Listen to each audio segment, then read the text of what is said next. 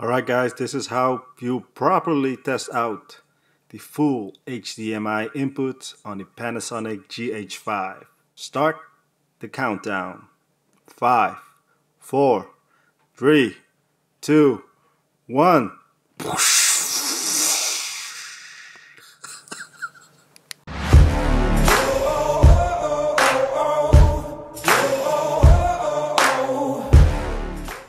What is going on, guys? Gary Aman here, back at it again with a new video. And in this video I'm gonna talk about the Panasonic Lumix GH5, and I've been using it now for several weeks, more over than a month actually.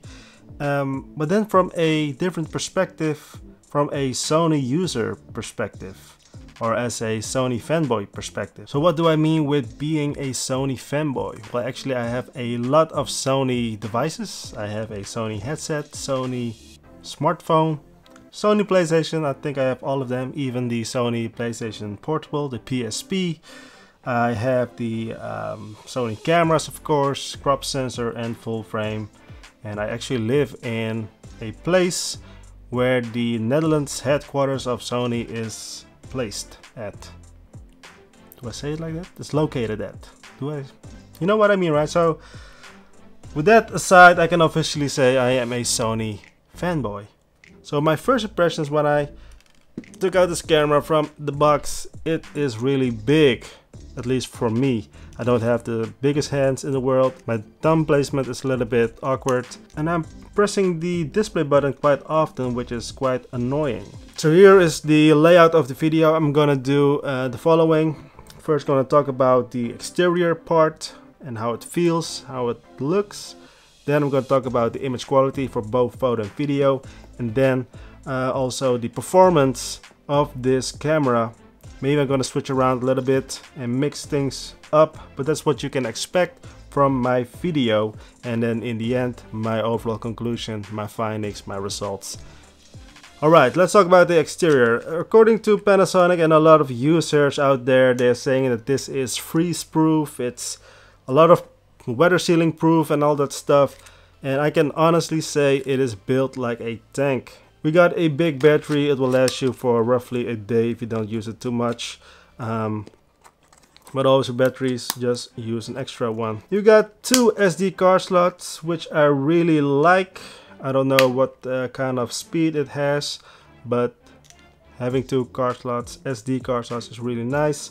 You got a remote controlling thingy. The button placement, I think, is really nice. It reminds me of any other cameras, and the feeling of it, it feels very sturdy, very professional graded. On the other side, we got the other inputs. We got the microphone jack and the headphone jack, or microphone input, headphone jack, a full HDMI, which I showed you in the intro, which I really liked. And then here you got the USB type C, I think. Yeah, the type C. And overall, this is a very nice build. Viewfinder, flippy screen, touchscreen, which I really like, and it's very responsive. I wish Sony was doing that anytime soon. Yeah, and overall the build, the body, even this lens, this kit lens that I have right here, the 12 to 60 mil f2.8 f5.6 lens. It has a weather sealing gasket, and it's also stabilized, and it feels very sturdy. Autofocus is quite nice, and there is also an autofocus manual focus switch. So this total package is really nice to have. To me it's a little bit too big, but in overall, for any other person out there that has bigger hands, this is really a nice camera for professionals, but also for enthusiasts.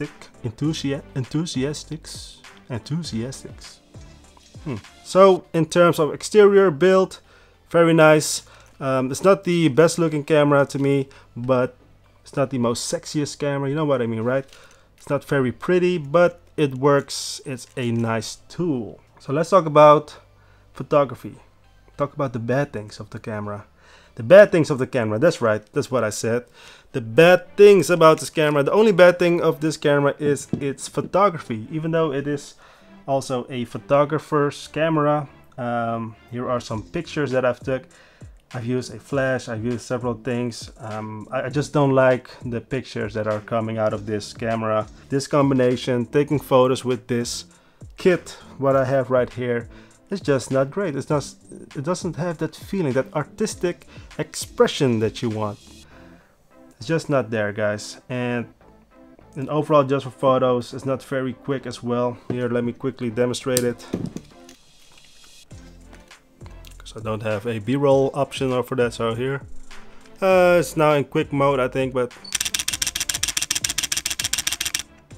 it's okay. It's not the fastest. I'm not even sure what the frames per second is, what you can do with this camera, but there are some positive things. It has a silent mode, which is cool, but then overall the images coming out of this camera with this lens is just I rather take photos with my smartphone. Just for photos, it's not really nice.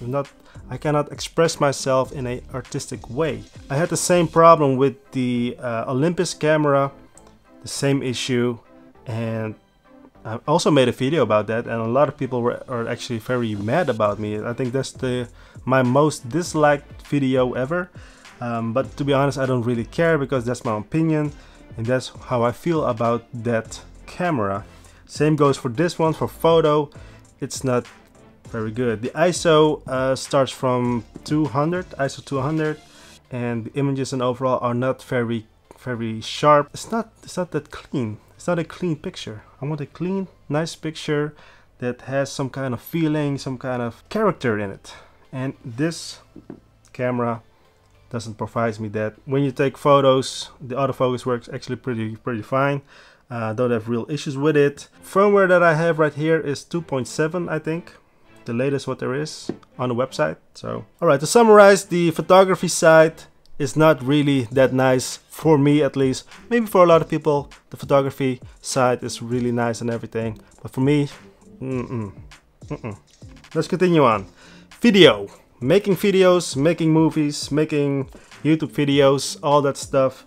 This is a great camera for that. The video part is actually very different than from the photo part. With the video side, you can actually be more artistic with your video than with your photography.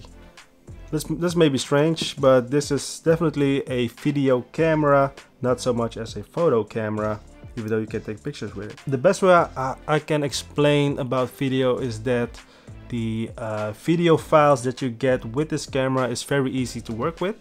I'm not going to talk about all the specs and options. It can do 4K up to 60 frames per second, 1080p up to 180, I believe.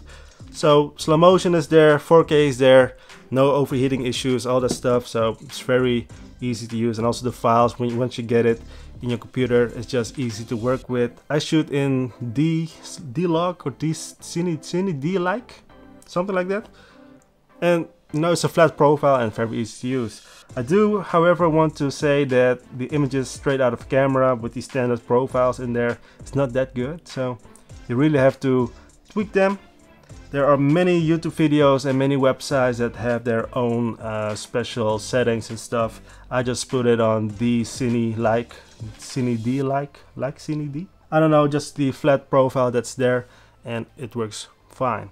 Autofocus is actually pretty fine, not as fast as a Sony or Canon or Fujifilm camera, but still very nice, especially with the newest firmware. I don't have any real issues in that, and I'm just going to show you some clips what I've created. Not the best maybe, but still it can show you what I can do coming from a Sony world.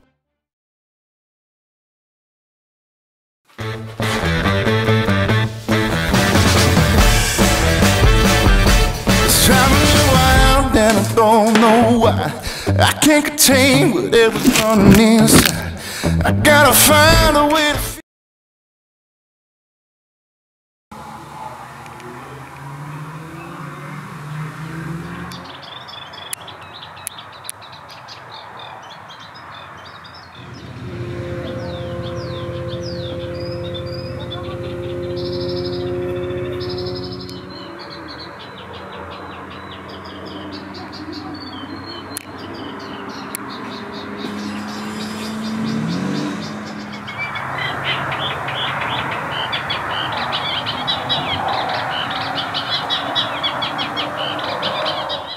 Alright, welcome back. Hope you like that little part. So this is definitely worth checking out for video. Low light is actually quite good as well, as you saw. For video, this is very good. Let's go to the final part. Do I recommend this camera? And overall, this is a great video camera. And I emphasize on video because this can really make your videos look very professional really quickly. For photos, I do not recommend this. I've mentioned this earlier already. Image stabilization or in-body stabilization. Not gimbal-like, but almost GoPro-like. So in overall, for video, this is a very nice camera. All those options and stuff, I don't even talk about that because then my video would be, I think, 50 minutes long or something. Alright, so from a Sony perspective, what do I like about this? Only the video actually, that's all. I don't like the body. I don't like the photos what's coming out of this. I only like the video part of this camera, and that's about it. So if you own a Sony and you want to switch to a GH5, don't do it. Just don't. Stick with your Sony. Be happy with your Sony. Sony is life. So yeah, that's all guys.